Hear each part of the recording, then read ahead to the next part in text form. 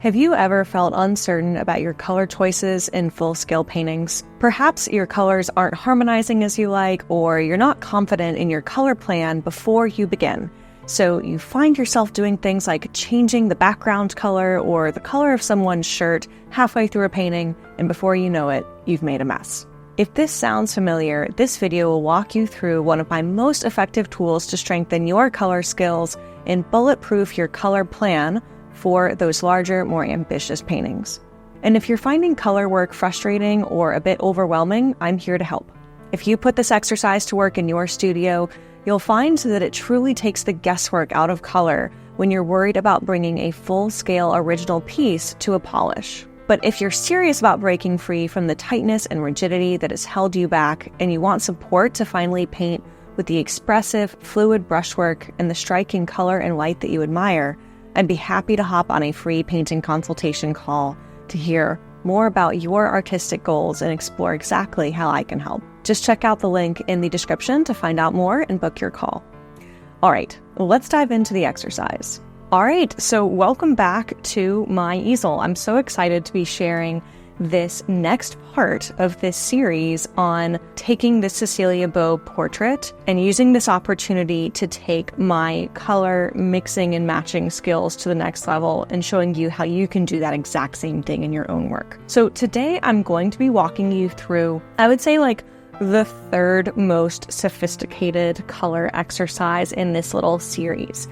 So if you haven't checked out my previous videos in this series where I show you how to use these hardware store paint chips, I would recommend giving that one a watch first, and then take a look at part 2 where I actually take this one step further and I use a plastic film protector or sleeve protector with this particular print that I got from Walgreens, and I actually use it for color checking. So today I'm going to be taking this one step further by actually completing a small color study. This is an exercise that I recommend to my students all the time, but there are so many different ways to complete a color study. In the past on my channel, I've shown you things like how you can do a color study in a grid. I've also shown you things like how to complete value studies, but today I want to show you what I think to be the purest form of color study for this application, where you're really wanting to better understand your own palette and also better understand exactly how to get the color you want in a larger painting. So in today's example, I'm using this Cecilia Beau painting as my reference, but you can do this for your own original pieces too. You would just want some kind of print off or visual of what you're working from. And again, it can be your own original reference. It doesn't have to be a master painting like I have here. But I think for this particular example, the master painting is going to be really helpful. And the reason why I say that is that oftentimes when we're talking about a painting that we consider masterful, whether that's from an old master or a contemporary master, oftentimes part of what we're drawn to is their use of color and just how much nuance there is, or just how accurately they seem to capture the light in the scene. And interestingly, sometimes this feels more real than real. And what I mean by that is sometimes the paintings can actually feel more like real life than a photograph can. So when a painter reaches out to me and says that she really wants to get a stronger sense of color in her work, I will often recommend that she study the masters first versus diving into her own reference, because studying the colors the masters use can really teach you quite a bit about what kind of color you need and what kind of color you don't and what you really resonate with. So starting with a master painting that you love should help to set the stage for your original paintings down the road. So that is going to be what I am banking on here in this portrait. So in my previous 2 videos, I had a view of my palette for you to take a look at. But for today, since I am working on a panel and because I do want to show you my reference image, I just don't quite have an easy way to show you my palette. But at the same time, if you followed along with my previous videos, you're going to have a really clear idea of what my palette looks like in action. Because if you actually watch me mix up the paint mixtures that I used either for the plastic sleeve version of this or the paint chip version of this, these are going to be the same kind of color mixtures that I'm mixing up today. And then furthermore, I know it's really tempting to want to see specific color mixtures, but I promise you there's nothing magical in these particular color mixtures that I have. You're not missing out on anything secret or special. There is no magic bullet that comes from seeing exactly how I mix everything. If you watch back through those original videos, it should give you enough of a jumping off point to where you could confidently do this for yourself. But because this is a color mixing video, I will talk you through a little bit of like what colors I'm choosing, just to give you a sense of what the process looks like in action and how I'm thinking about these challenges in my color mixtures. So first things first, I need to talk through the setup here. So I have a 5x7, this is an ampersand gesso board that is up on my easel, and then I literally just taped up a 5x7 print off of this Cecilia Beau portrait, and I did my best to line them up so that they were perfectly next to one another. Now, doing this little 5x7 print off of this portrait was really convenient because I knew I had a 5x7 panel at home, and it just added on like a couple of bucks to my Walgreens bill for getting this print made. And the color is fairly accurate to the digital image that I got from Wikimedia Commons for this particular painting. So having these be the same size and then lining them up side by side is going to make getting the drawing and the proportions so much easier so that I really can just focus on the paint mixtures. So I can go about diving into this in a couple of ways. One thing I can do is to go ahead and put a tone all over this canvas. And I would say for a painting like this one, considering just how unified the color is here, like, yes, we do have a couple little pops of purple throughout this reference. We have some places where we go more into orange versus these greens. But overall, this is just really beautifully harmonized in this kind of olive green tone. So I'm going to save myself just a little bit of energy and effort by starting with a tone of that color. This will also just help to kill the white of the canvas so I don't misjudge all of my values because this is so bright.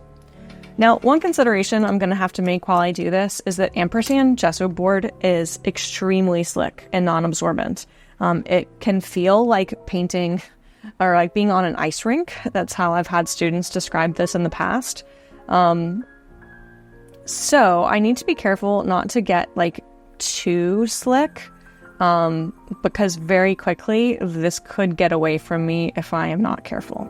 So just starting off with my tone here, I'm not going to be too precious about this because chances are this tone is going to get covered up in just about every part of the painting. But if I load up a little bit onto my palette knife, this is thinned already, so it's a little bit tricky to show you exactly what this mixture looks like. And of course, you can see this looks almost like black. Partly because this is a transparent mixture, and partly just because the canvas is so white and the light that I have shining down here is so bright that just by comparison, this looks so dark. But you'll see, as soon as I actually lay it down on the canvas, it lightens up quite a bit. So as soon as I make that deposit, I can see there's a lot of overlap between the background colors that I have in this painting. So I'm just going to go ahead and I'm going to scrub this in. I'm going to try and do my best to be careful not to accidentally paint on my print. But now that I have that edge laid down, I should be able to go wild. One thing I don't love is that it just so happens that the mixture is getting a little bit more green here and a little bit more brown here. And I almost wish that were reversed. Specifically, it'd be nice if I had a little bit more orange in the mixture off to this right-hand side, because that just happens to be the tone that the right-hand side is going to take. So I'm just going to go ahead and mix that up and lay that in. And similarly, I tried to go for a little bit more yellow ochre in this part of the mixture. Overall, this mixture was Viridian, yellow ochre, and transparent oxide brown to start, and then I went for a little bit of transparent oxide red just for this little section. You can tell that this definitely reads more as brown than anything else though, but at this stage, I'm not overly concerned with it.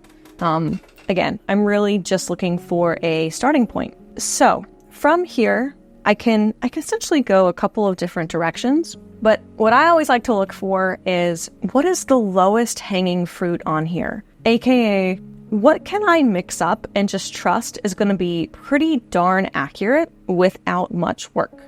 And so looking at this really dark section on the bottom that's nearly black, that is my first thought. So I'm going to go ahead and I'm going to mix up a little bit of ultramarine plus transparent oxide brown. That's going to get me a mixture that's very close to black.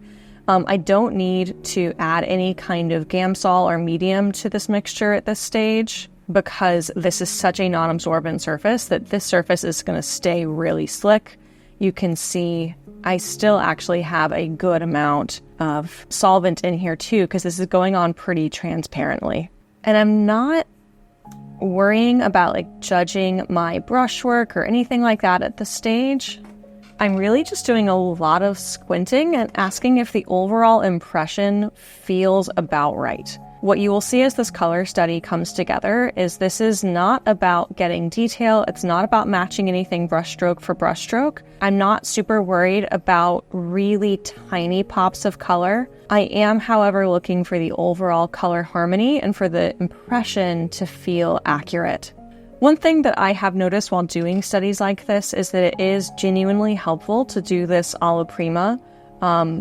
It allows you to really think about working in a way that's not laser focused on accuracy. You don't have to beat yourself up if you don't get something perfect on the first try with this kind of approach, because if you do it all in one sitting while the paint is wet, it's just not going to matter that much how many passes it takes for you to get something right.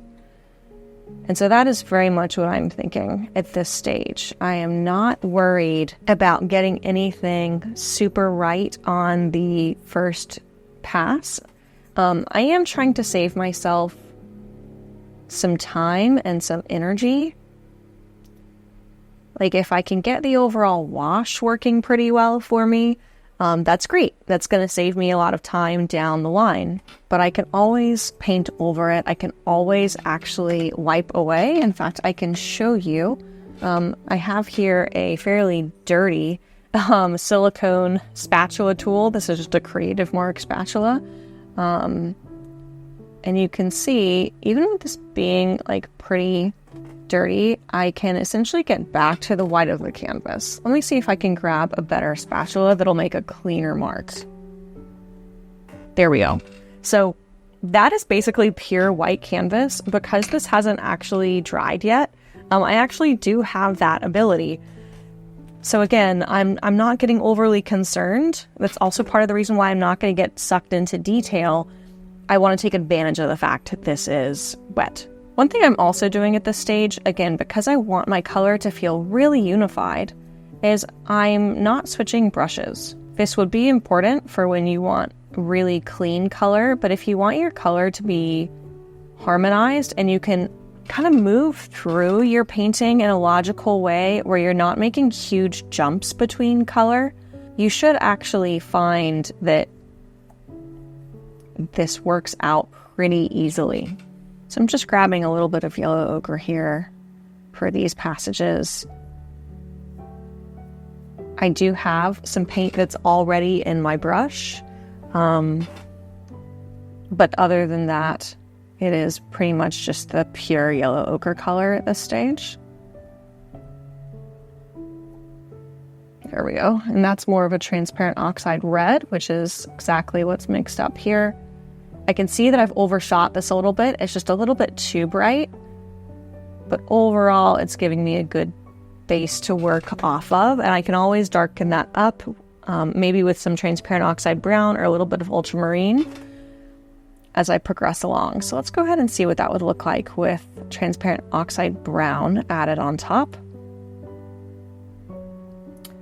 It doesn't really look different. Probably because there's still a lot of transparent oxide red in the mixture. So let's add some ultramarine. That's what I just did. I just added a touch of ultramarine to the mixture, and we can see that this is moving much more toward the brown that we want. And suddenly this is looking much more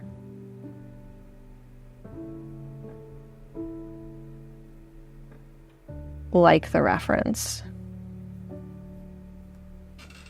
So now, because I have a lot of dark mixtures mixed up, I'm going to go ahead and tackle this area of dark.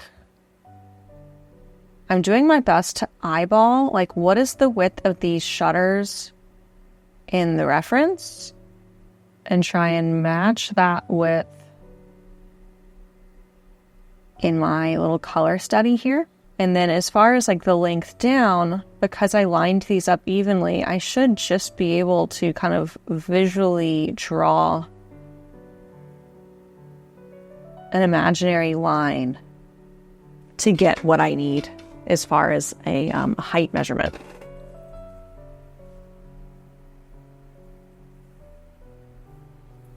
Now I'm noticing that my paint is starting to tack up on this gesso board, which isn't necessarily a bad thing. These gesso boards are so slick that getting any kind of grip can sometimes really feel like a blessing.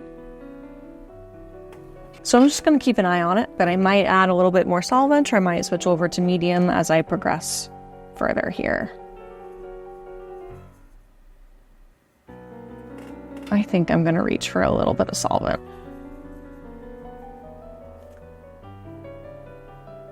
Okay, that was definitely more brown than I wanted, probably because I have a good amount of like thinned black on my brush right now. I have not switched brushes up until this point. I'm still working with the exact same brush from the beginning, and I'm just using the paint that's already in the brush and then combining that with a Viridian and yellow ochre mixture. And let's go ahead and see how that performs. It looks basically exactly the same. So I need to go ahead and make a pretty drastic shift. I'm going to grab more paint off my palette, so it essentially outnumbers the amount of pigment that's just sitting in my brush right now. So that is starting to feel better. So one thing that I want to note, this is difficult to demonstrate because right now all of my paint is solvent thinned, and so it shows up a little funny on my palette knife. But I'm kind of going in intuitively with my brush at this stage, again, because I'm mostly just focused on like the overall color harmony and getting the values right. I'm not trying to dial in any of the color perfectly.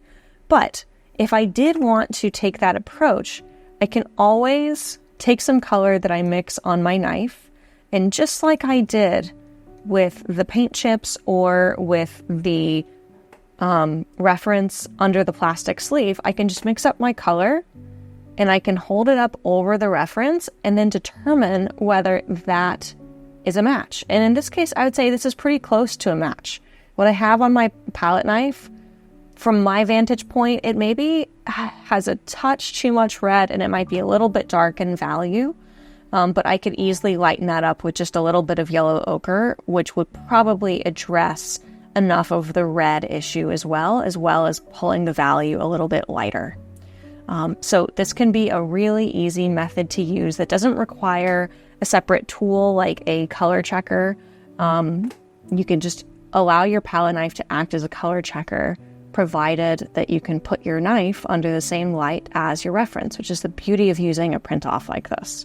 All right, so next up, let's go ahead and get some indication of this really cute orange cat. I'm going to go in with some yellow ochre and some transparent oxide red for this. That's going to be kind of just my jumping off point. And again, if I want to check that and see how accurate it is, I can mix a little bit of this up and actually lay it over.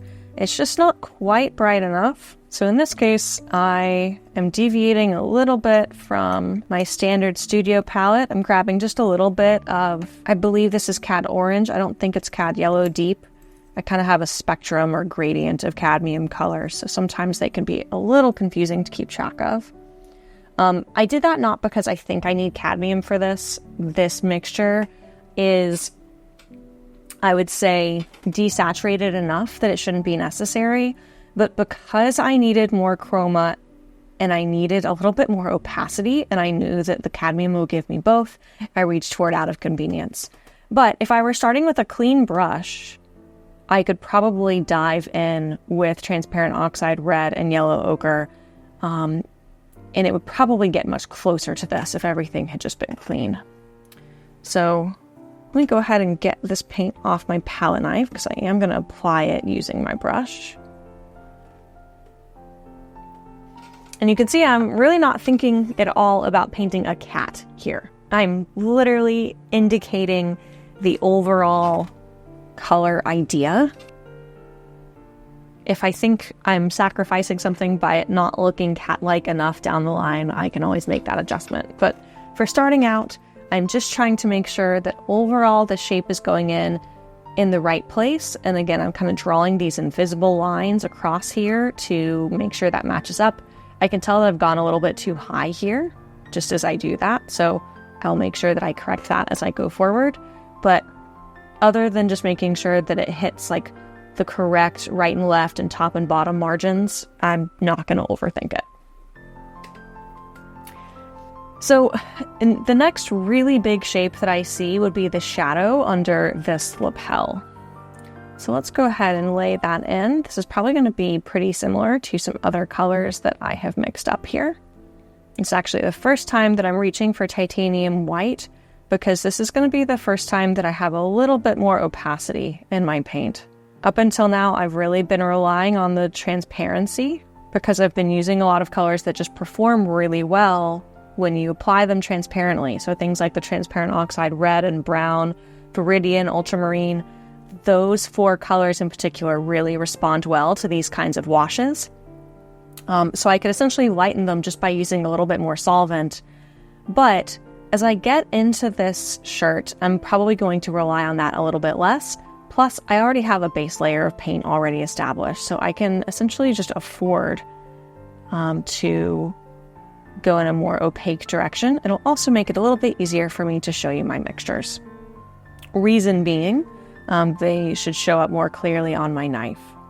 And my knife is probably going to be easier to see compared to my brush. So right now, on my palette, I am just mixing up some viridian, some yellow ochre, and some transparent oxide red. There is some titanium white in the mixture, but I'm actively trying to overpower that color because it kind of got out of hand. And right now, as I do this mixing, my immediate critique of my mixture is that I just can't quite tell if it's accurate or not. So I'm going to hold this up. I can tell this is just a little bit too green. It's a little bit too pastel, which tells me there's a little bit of an overrepresentation of viridian, and there's a little bit of an overrepresentation of titanium white. I need to compensate, probably with some yellow ochre first. Let's see how that fixes things. Probably going to have to put out more yellow ochre here in a second. And I'm going to reach for just a little bit of transparent oxide red. I do need to go ahead and put out some more yellow ochre. This is just Vasari yellow ochre that I'm putting on my palette right now. So just for sake of argument, let's just use this with a brush. So the bristled colors in the brush are impacting this a little bit, but I can tell that I'm now getting reasonably close. Let's actually use my palette knife and just see if I can get a clear visual indication of how this mixture looks. All right, I would say that's still too influenced by the titanium white. It's just a little bit too chalky, meaning it's a little bit too cool and it's a little bit too light in value. So I've warmed this up with a little bit of transparent oxide red. I would say this now looks a little bit too red. So I'm going to go back in with some viridian. I think this is closer, but because the paint is thinned, it's still just not quite rich enough. That titanium really overpowered what I wanted this mixture to do. So I've added a little bit more of all three of those colors. So a little bit more viridian, a little bit more yellow ochre, a little bit more transparent oxide red. Mix it up. I would say this is now a little bit too muddy. So I would say it's going a little bit too close to brown. So my chroma is a little bit too low. One thing that can be really helpful when you have a pile that is just too weak for whatever reason, maybe there's too much titanium white, maybe the saturation is just too low, it can be helpful just to mix your new pile of paint off to the side and just get a little bit of that starting color in there. It's really hard to judge on my brush. Yep, we can afford to go darker and we can afford to go higher chroma. And if I'm still kind of struggling to get this where I want, and I think that some of it has to do with like transparency in any way, shape, or form, I might start this mixture over from scratch and have a clean brush for it. That can sometimes really save time in this process. One thing I'm just going to try first is actually to grab a little bit of my Cad Lemon. Normally I would grab something like a Cad Yellow Pale, so that's definitely working better chroma-wise. That can really help to bring up the chroma very quickly, which is exactly what we wanted to have happen. Now I've added some Cad Red. I think this is going to take this too much toward orange. That is true. So I'll grab some Viridian. And since I'm doing a lot of color checking, I've switched to just mixing this with my knife, just to save a little bit of time. And then finally, I've reached what I want. So I'm going to go ahead and pull this off with my brush, keeping in mind that the mixture on my brush is not quite right, but it's all right.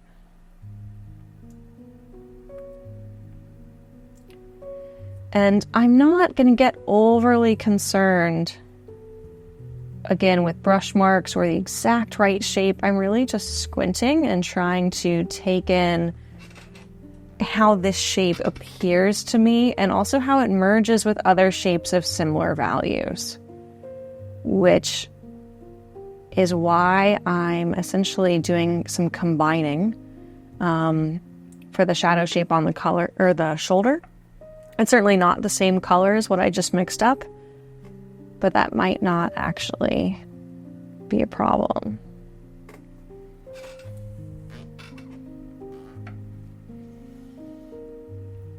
All right, so next I want to go ahead and unify this with the shadow on the face, and I want to reestablish some of the darks around the face as well. So let's go ahead and make that shift over. I'm going to start by just grabbing some transparent oxide brown, and I'm just working into an existing transparent oxide brown pile.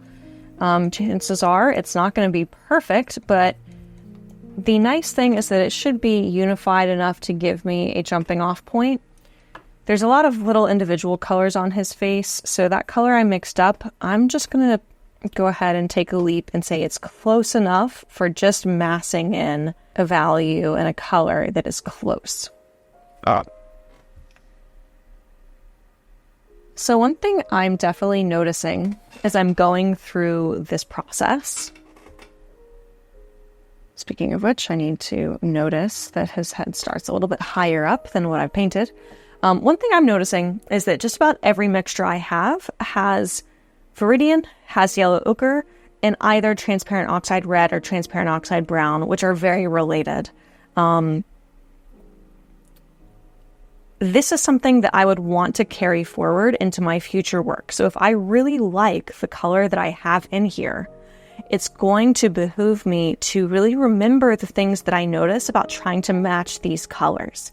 If I realize that I have dominant colors or a dominant color mixture, in this case, this mixture of Viridian, yellow ochre, and maybe a little bit of transparent oxide red or brown, if a mixture of those three colors seems to be in just about every color that I put in here, what that tells me is that if I want to create something really similar in my own work, I need to make sure that I'm unifying my colors in the same way, that the dominant color is making it into as many of my mixtures as I see proportionally in this color study.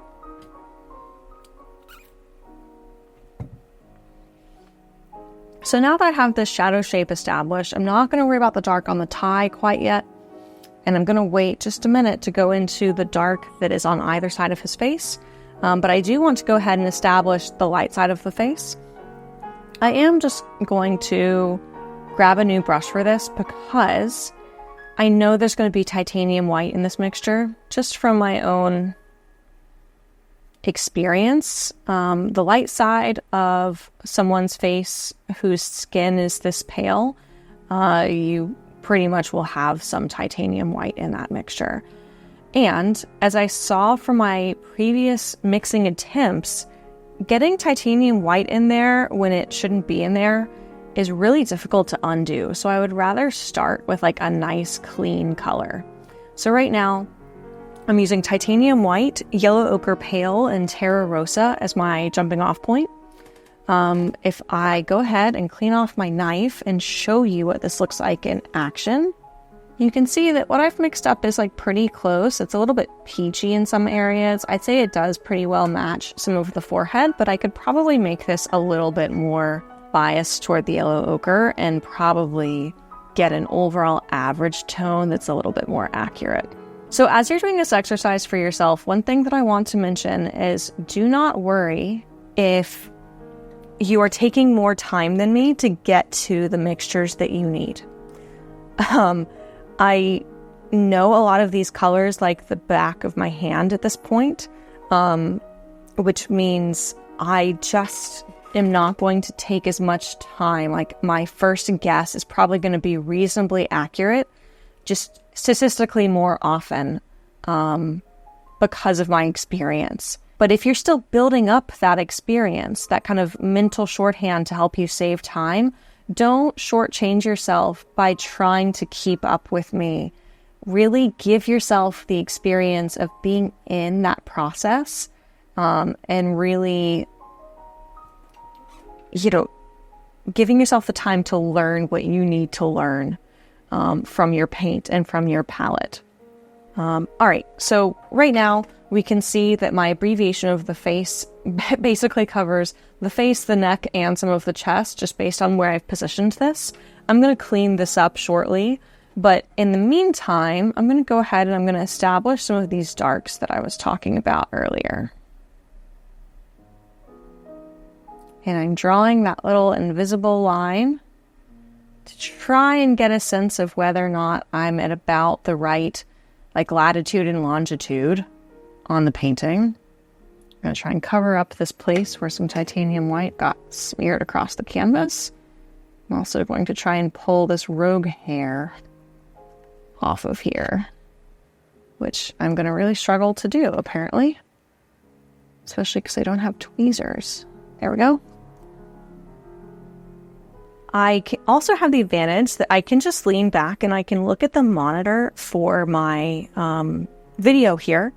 And I can essentially take these in side by side in thumbnail form, and I can make a quick just judgment of whether or not it seems like stuff is happening at about the right place. So if I look at this and I say, it still kind of feels like the head isn't high enough, I can try and pinpoint what adjustment would be helpful. And I can realize I could afford to bring that up a little higher on this side, and we'll see if that's good enough. Okay, so right now I have my overall dark background brush. I have my flesh tone brush, and then I'm going to go ahead and I'm going to start one more brush, and this is going to be my jacket color brush. So a really common question that I was getting after some of my previous videos was, how do you save the paint mixtures that you create from the earlier session so that you can reuse it for something like this? That is a very good question. It totally makes sense that you all would ask that. So I want to go ahead and respond to that here. So the short version is that you don't. I went ahead and I filmed part 1 and part 2 of this exercise on the same day, one right after the other. So those mixtures were just genuinely fresh. They really didn't have any time to dry, which worked to my benefit. But I'm recording this one, I think about a week later. And so some of these mixtures have dried. But the great news is that actually some of these mixtures are still just sitting on my palette, just dried up. And I can just go ahead and go back and match my mixtures to them. And it's actually really helpful to get that practice to remix. This is something that I feel like is very aligned with Richard Schmidt's philosophy. He cleaned his palette often and he remixed versus pre-mixing and kind of relying on maybe more formulaic colors because of it.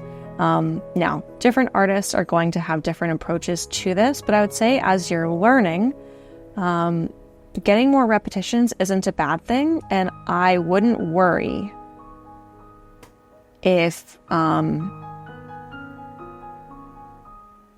you aren't able to save everything that you mix up.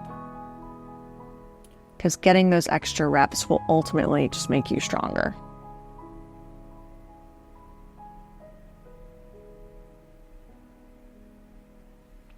So this is a combination of cadmium lemon, titanium white, and yellow ochre.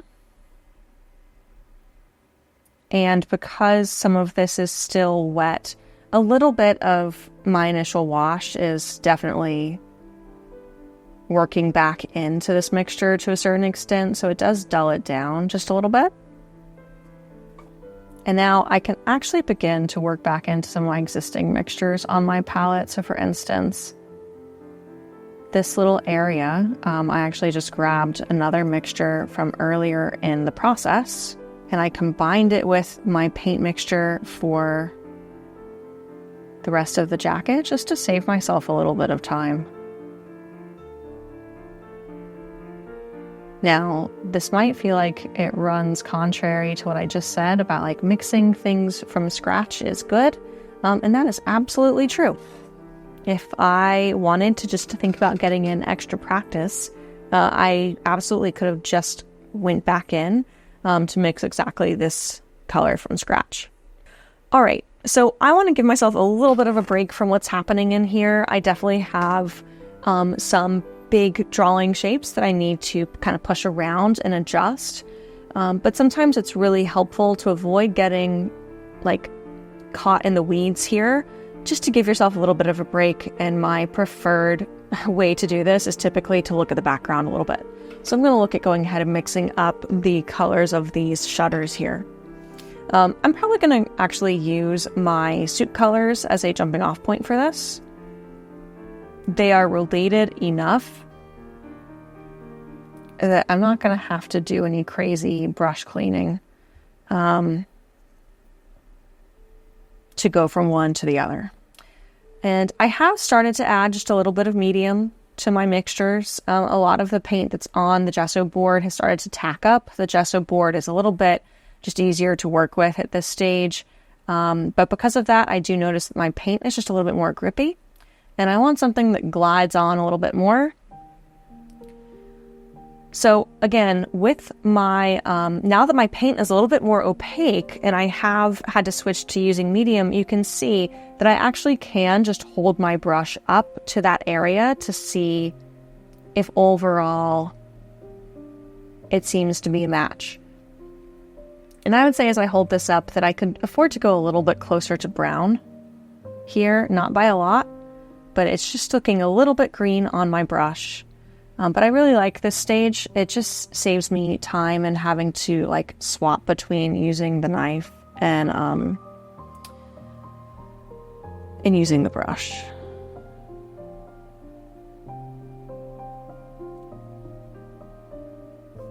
So one thing you might notice here that's different between this exercise and the kind of pinpoint, I might call like an eyedropper exercise, where you use like the plastic film protector over this and you just like spot, guess and check certain color mixtures. This is what I walked you through in the previous video.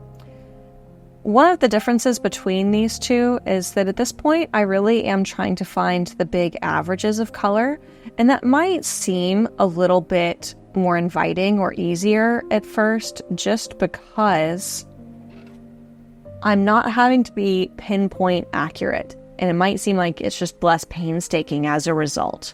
And that is actually, it can be misleading, because I'm actually thinking really hard to try and identify like what mixture really represents the average of this area, what will save me the most time. And so, yes, this mixture doesn't perfectly match up with this slightly more gray part. It's also a little bit lighter than this little spot on the shutters. But when I kind of just span this over the entirety, I see enough places where this overlaps, and it seems to genuinely match, that I can just go ahead and move forward. So don't use this as an excuse to be sloppy. And I know it's so tricky because we're trying to strike a balance here between like not being too precious or like overly nitpicky. But we are like thinking really hard about answering this question of how do I get an average mix of color that will do the legwork for this entire section and act as an accurate placeholder for all of the color in that passage. So that mixture that I just mixed up was looking a little bit too blue, so I needed to dull it down saturation wise, so I used some transparent oxide brown for that, and then I needed to take it more toward green. Still, I would say this is just too blue. I haven't corrected enough, so I'm getting a little bit more of each color, and I'm just adding medium as needed to create the feeling of slip in the paint that I personally like and finds works well for me.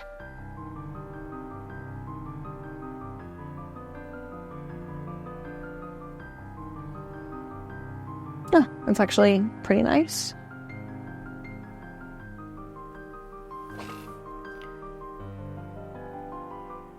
All right, that's pretty close. I might just go ahead and take advantage of some of the paint that I have on here. And just from having done this for a long time and having a feel for like just how slick the surface is, how close these color mixtures are, intuitively I kind of have this feel that I can work some of this color into this to get some of the variation in color and value that I need. It also lets me soften this edge up a little bit, which is nice. All right. That was a helpful little diversion. Now I'm going to go back and darken around that. So I'm going to swap back to my like background dark color brush. I'm going to get some more ultramarine and actually some transparent oxide red to kick off this mixture. The only reason I'm using transparent oxide red and not transparent oxide brown is that I ran out of transparent oxide brown on my palette and I'm too lazy to get more. And they're so similar that I can just add a little bit more of the ultramarine and basically make it transparent oxide brown.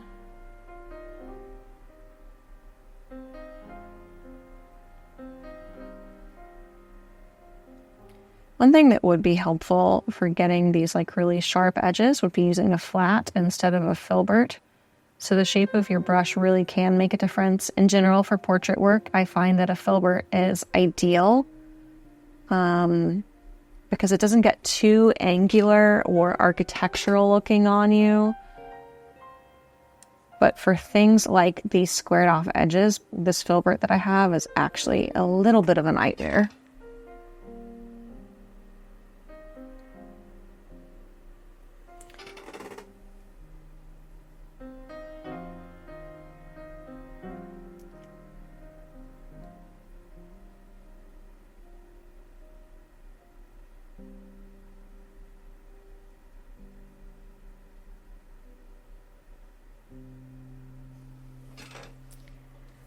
All right.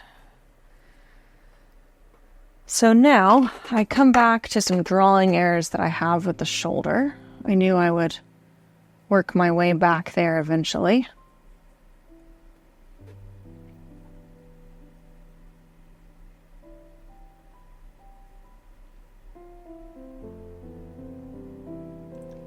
And I'm trying not to get sucked in too much to the small fiddly shapes of the jacket here. I'm trying to think more in terms of like, what does the overall thrust of the shape look like? You know, what is the trajectory or like big angles that it's taking?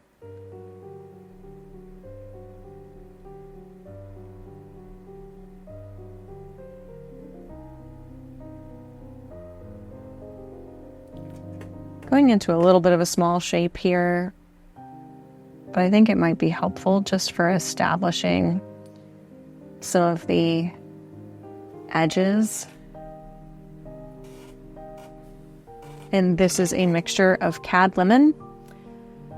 And then, I think I probably just borrowed from one of my like lighter, richer background greens. Probably actually the mixture that I used for this.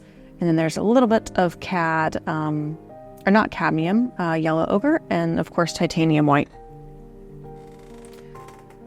Okay. So now I really want to adjust that opposite shoulder some. And I need to go ahead and mix up a fairly neutral light color. This one is definitely like tricky to see. I'm using the same brush as before because the value is going to stay pretty light. And yeah, there's just like a touch of purple in this mixture. So I'm getting just a little bit of, I believe this is permanent rose.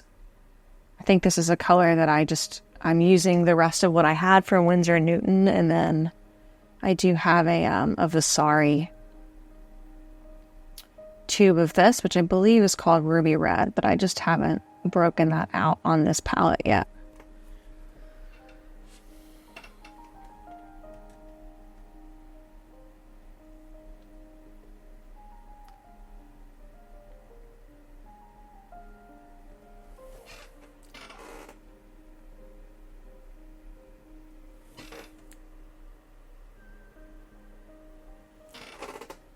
And while I have this mixture, I want to go ahead and create a little bit of this gradient that we see.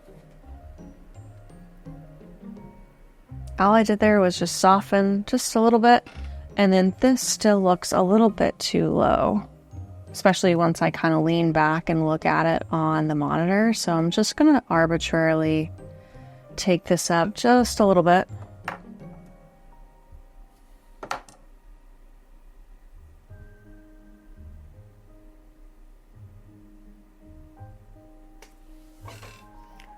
And see if that reads better.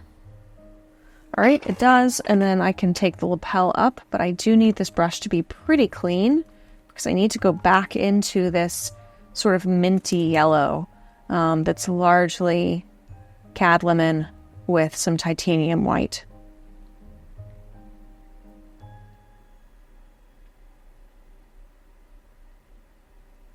Now, one thing that's happening is that this is interacting with the browns that I have down here, especially if I start in the brown and I pull into the yellow section. So I need to be really intentional about where I start my brush mark and making sure it actually ends in that more muddy section, rather than starting in the mud and dragging it into the cleaner, more chromatic color, because it's just trickier to make that adjustment. It's trickier to make something higher chroma if you've accidentally muddied it up.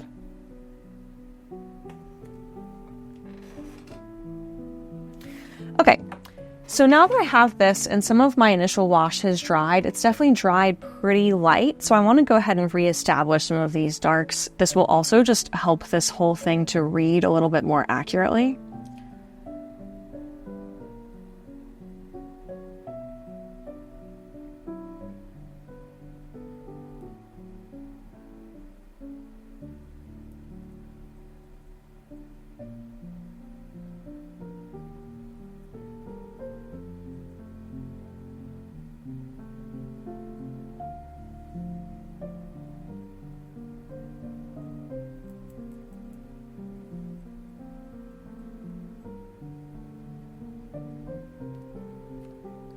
So this is definitely coming across too blue. This was a mixture of ultramarine, viridian, yellow ochre, and I believe I had some transparent oxide red in there as well. But it's just looking, I would say like it's too chalky. It reads like there's it reads like there's titanium white in this mixture, even though there isn't. So what I need to do is I actually need to make sure I have out all of the necessary colors, and I need to start with a cleaner brush.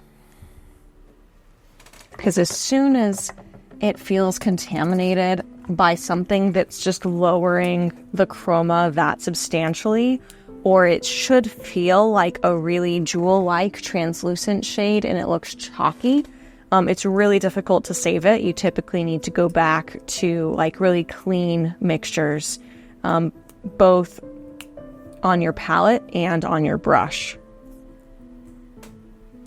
So I'm reloading the Viridian because I was running low on that, and then I'm going to go ahead and put out some more transparent oxide brown and transparent oxide red, because I'm using a good amount of that on this color study.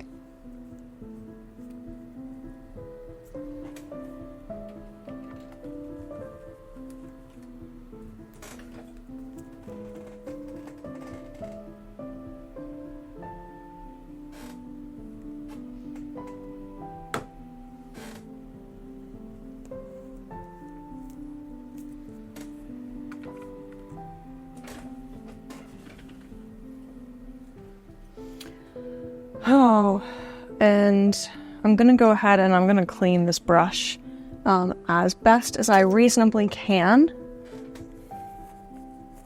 It doesn't have to be perfectly clean, but if there is any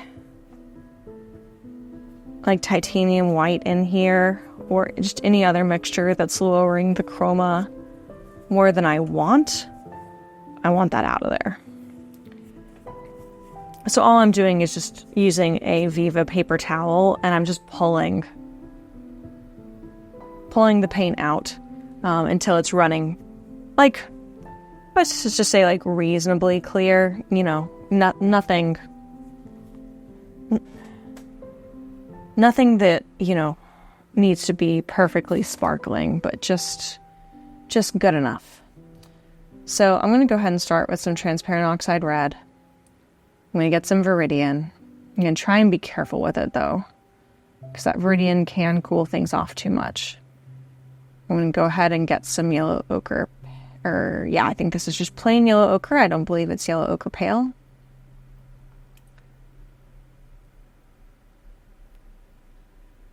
This looks better.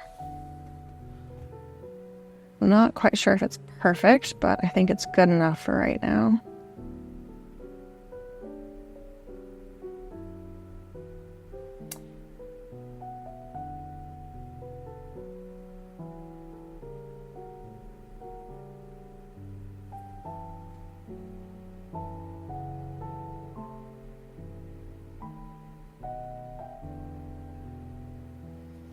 I can tell I'm actually reactivating a little bit of the paint that's underneath, just that solvent that's diluting it, which is continuing to make this transparent. That's not necessarily a bad thing. And then that light area is very distracting, so that needs to get filled in.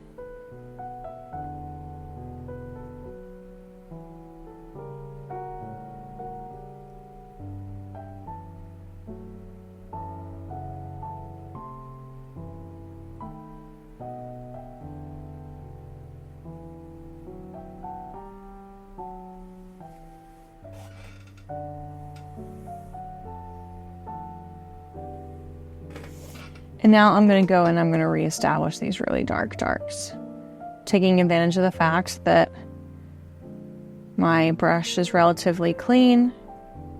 I'm just going in with transparent oxide brown and ultramarine. When I hold it up, I can tell it's pretty darn dark. which is great. Definitely concentrating the most opaque areas into spots where I know I need basically black as the mixture. And then as I kind of lose some of the potency of that mixture, that's where I'm going in and kind of filling in other shapes. So this isn't perfect, as you can see, but it is a reasonably helpful starting point. And now my values are much closer. I'm going to go ahead and see if I can get a little bit closer to the value I want for the pant leg. It's just really tricky. The yellow ochre is, it just looks to be really ideal for this mixture, but it's so opaque that I think it's killing some of the effect. So I'm actually going to grab some Gamblin transparent orange. This is absolutely a specialty color. It technically behaves as more of a yellow, but you can see it really does look orange out of the tube. It is a fantastic color for creating dark, warm greens. So you can mix this with Viridian, or you can mix this with ultramarine. You can also sometimes mix it with something like ivory black. And you can get a really, really lovely, rich green that is just like more lively in its color than you can through most transparent or yellow ochre mixtures. I'm using a little bit of this transparency to my advantage right now. The color isn't 100% spot on, but just by kind of pressing the brush in, I get some of the yellow showing through, which is part of the reason why I really like working with these transparent colors. There's definitely a learning curve. You have to learn the colors and how they like to behave, but once you have a feel for them, they can really unlock some cool stuff. Okay, and then finally, gonna just darken up this corner. And now we are getting even closer. So I talked before with these shutters about giving yourself a little bit of a break. That's exactly what I'm going to do right now. I'm constantly looking for things that I know exactly how I would solve and giving myself permission to go in that direction. So what's great about this stage is that a lot of my mixtures really synergize well together. I'm not having to make a ton of mixtures from scratch. I can actually reach back onto my palette. So this little area was a combination of the color for the suit and then a couple of greenish grays that I mixed up for the shutters previously. It just makes life so much easier. This is a mixture. Some of it is just mud from my canvas, but then I kind of refocused it. I put a little bit more punch back into the color by adding some cad lemon and then some of that Gamblin transparent orange. With certain colors, what brand you use doesn't make a tremendous difference. Certain colors you can really only find in certain brands. And then certain colors have variations where in some brands they just perform differently in a way that maybe you would prefer. So with this transparent orange, I'm very careful. This is not transparent oxide orange. And I also just haven't seen, I don't see this particular pigment very often. So I was very deliberate when describing this one to point out what exactly it is, because if you looked for something like transparent oxide orange, or if you just weren't particularly picky, you might actually struggle to find the paint that does exactly what I'm talking about here. All right. So now overall, I would say this is just starting to hold together. One of the most distracting places I see now is just how not unified the face is. So one thing you're going to notice that I do in painting the face is that I'm not going to succumb to the temptation to fully paint it. This is one thing that really separates a color study from, other types of master copy or other other study exercises. I'm really avoiding getting sucked into detail here. And so I'm actually just going to paint the face as like an egg shape. This is one place where, that idea of like finding the big average colors comes in really handy, because I actually can't match this brushstroke for brushstroke if I am simplifying the face as such. All right, so I have here a mixture of yellow ochre, some of my original flesh tone, which is yellow ochre, terra rosa, and titanium white. I added a little bit of iridium just to tone this down, and quite a bit of transparent oxide red to darken it. And this is going to serve as my transition color between the light and the shadow. And you can start to see how, with the exception of something like the eye socket or the facial hair, which I haven't even really thought about yet, suddenly this is starting to actually evoke the sitter without me going into the facial features at all. That is the power of a really solid color study. You can really capture the likeness without getting sucked into those small shapes or those fine details. Next thing I want to look at is just that little highlight, that little bit of reflected light that we see on the opposite side of his head. Again, I'm just kind of dipping into some of the color that's on my palette to get a neutral there. It's nothing super special, no secret formula. I am mildly concerned that I have like some drawing errors with like the height of his head and things like that. And so because of that, I'm really trying to stick to the periphery and making the periphery as accurate as I can. These are really easy to check because I know that my corners are square and I know that my panel is the same size as the reference. So I can use the edges to my advantage here. But as I zero in on the center, I have to go more off of places where I've already had to guess. I have a little bit less access to the outside edges to really judge if something is accurate. And because of that, it's really helpful to actually save some of those places for last when you can. That being said, just to kind of give myself one more data point, and also because I'm not afraid of like erasing this and reworking it if I need to, I'm going to go ahead and I'm going to establish just a little bit of the pink of his shirt. And I'm also going to go ahead and establish a little bit of the dark of the tie, just so I can check to see whether this seems to be working. So the pink of his shirt was largely made using terra rosa and titanium white. This little shadow that I'm about to put in on the shirt as it meets the tie, I'm starting with some permanent rose, and then I'm going to add some transparent oxide red to make a lovely like purplish brown. And I'm going to see if that's sufficient or whether I need to take it more toward blue, which I would use my ultramarine for. But already I think that's a decently good start.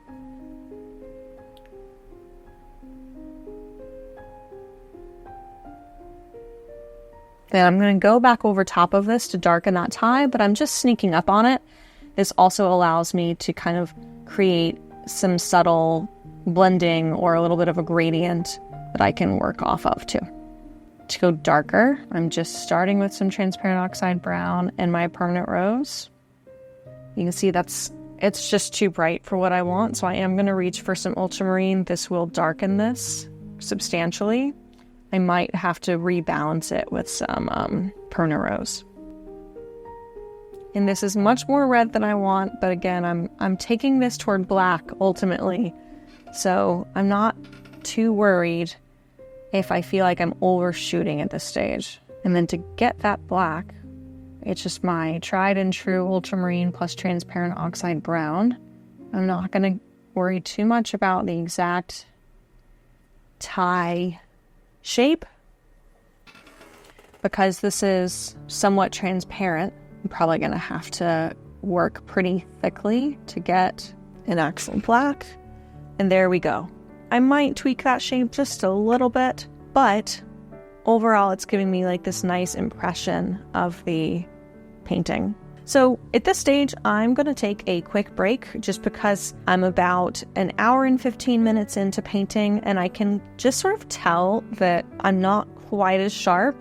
And so I'm going to take about 5 minutes and just give my eyes a rest and come back. I find this is really helpful. It's super underrated.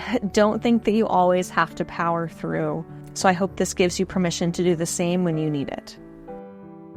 All right, I am post-break. Welcome back. Well, let's go ahead and dive in and continue where we left off. I want to go ahead and establish the hand here. So that's what I'm going to dive in with now. I'm starting with just the shadow color or the mid-tone color for the face as my jumping off point, and then adding a little bit of transparent oxide red to this mixture. Overall, I would say this looks pretty solid. So again, I'm just going to lay this in. I'm not being super specific about this shape, really. Not getting overly precious or anything like that. I'm going to go ahead and establish this sleeve next.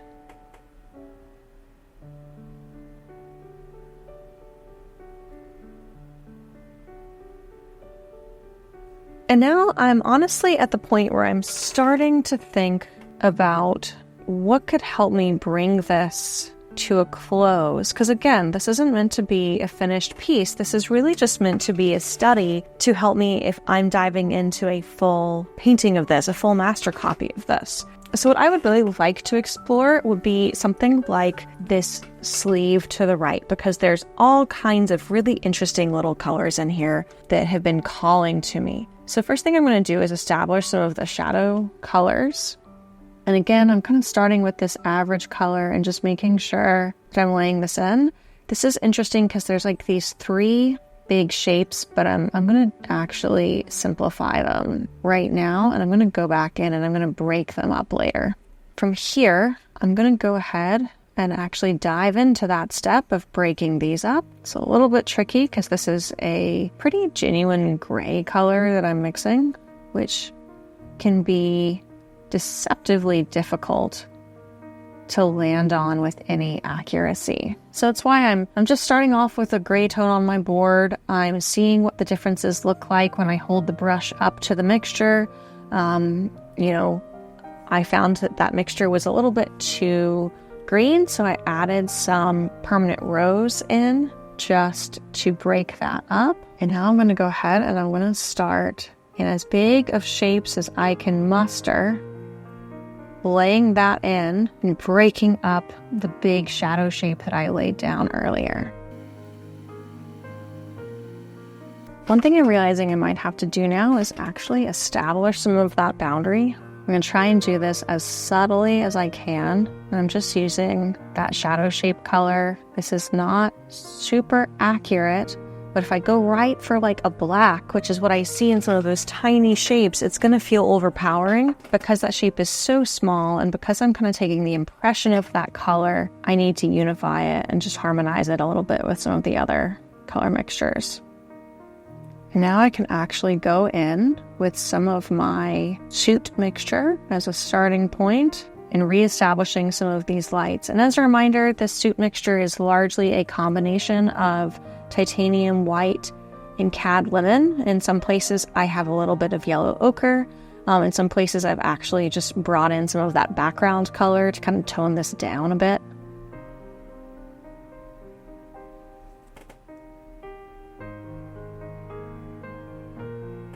That already, this is looking closer to what I would really like the final version to look like.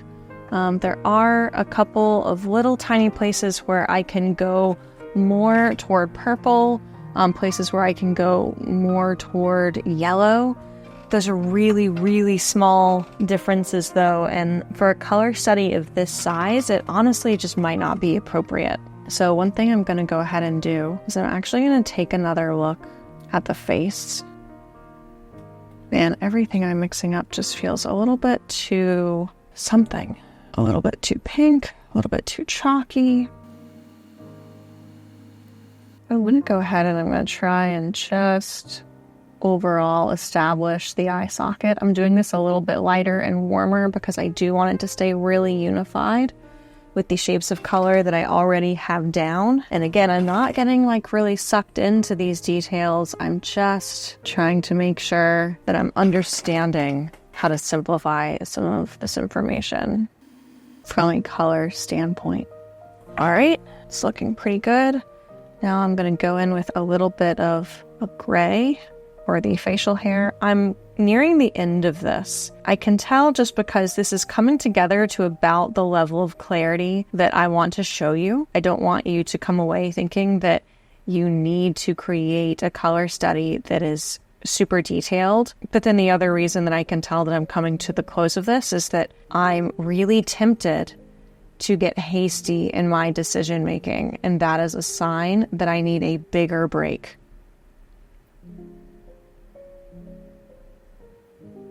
It's worth it on these little studies to know your limits and to take breaks when you need them versus powering through and overworking something that would have been much more lovely if you had just let it be.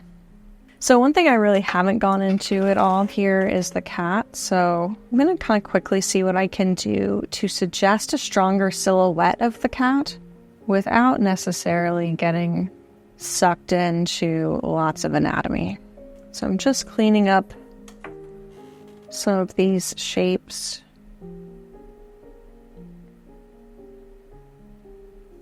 And for the cat, I am going to go ahead and I'm going to stick to this smaller flat brush just because I think I will probably need about that level of control based on the size.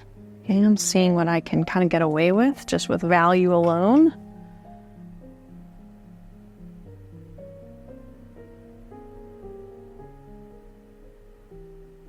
And then for these little white areas, I know that they're reading as white, but because of all of the suit color around this cat, the white is picking up a lot of that color. And so if I just paint suit color, it should actually largely read as white. And I am starting to get to the point where I notice that my cat is looking just too orange compared to what's actually there. What's actually there is definitely like pushing more toward yellow ochre. So this is an opportunity that I have to actually clean that up a little bit. It's tricky because there are definitely some very complex little shapes happening in this cat, and I don't want to go overboard trying to describe all of them. I really just want to get something close enough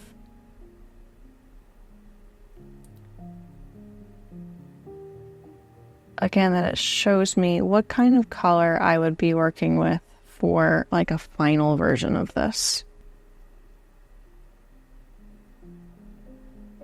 All right, I think this is where I'm going to go ahead and leave this for now. I might dive back into this color study. We will see. But for right now, I want you to have this as an example of using something like a color study to essentially act as a preview for maybe a full-scale painting, whether that's a master copy or an original piece. The great thing about doing an exercise like this is that it helps you to really solve some of the color issues you might run into in a very small, confined, low-stakes sort of way. And when you realize what some of the challenges really are, you have this opportunity to go ahead and figure them out before you dive into the final piece.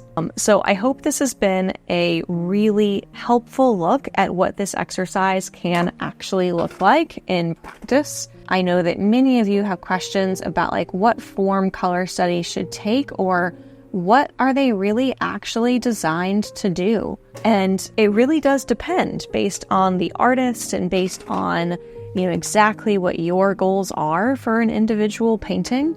But for me today, my primary goal here was to better understand what color palettes make a painting like this and how do individual colors next to one another actually work together to get a specific end result. And I really couldn't have discovered that without diving into an exercise like this one. And I really couldn't have discovered that without diving into an exercise like this one. So my hope is that this gives you a small, much more accessible way that you can play with color and really start to feel confident with your color mixing without necessarily having to go through a bunch of big time-consuming paintings to actually get there. And then on top of that, I hope that the final versions of the paintings that you make, where you use an exercise like this as a warm-up, are that much more successful. I hope you enjoyed this behind-the-scenes look at yet another way that you can take your color mixing to the next level. Again, if you haven't checked them out already, definitely take a look at the previous 2 videos in this series. I will make sure that they are linked up above for you, so you can go ahead and check those out. Thanks for spending time with me in the studio today. I hope you found this exercise helpful and that it inspires you to approach color with renewed confidence. And I'm truly curious, after watching these last 3 videos exploring my top exercises for mastering color, which do you find most helpful? Let me know in the comments. And if you're ready to take your painting to the next level, don't forget to check out the link in the description to book a free consultation call with me. Until next time, happy painting.